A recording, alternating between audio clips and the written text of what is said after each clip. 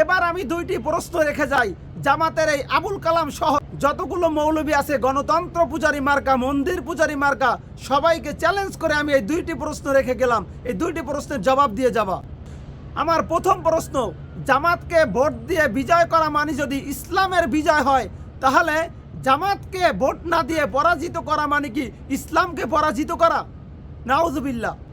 আরে বেটা, জামাত মানি তো ইসলাম না যে জামাতকে ভোট দিলে ইসলাম বিজয় হবে, জামাতকে ভোট না দিলে ইসলাম পরাজিত হবে।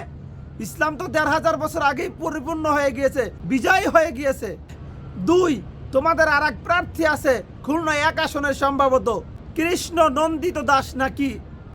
এখন তোমরা যদি বলো জামাতকে ভোট দেওয়া মানে ইসলামকে বিজয় করা, আর জামাতকে ভোট না দেওয়া মানে ইসলামকে পরাজিত করা, তাহলে এখন কি সেই কৃষ্ণ দাসকে যদি আমি ভোট না দেই, তাহলে কি আমি ইসলামকে পরাজিত করলাম? আর তাকে ভোট দিয়ে যদি সংসদে পাঠাই, তাহলে কি ইসলামকে বিজয় করলাম? নাউজুবিল্লাহ।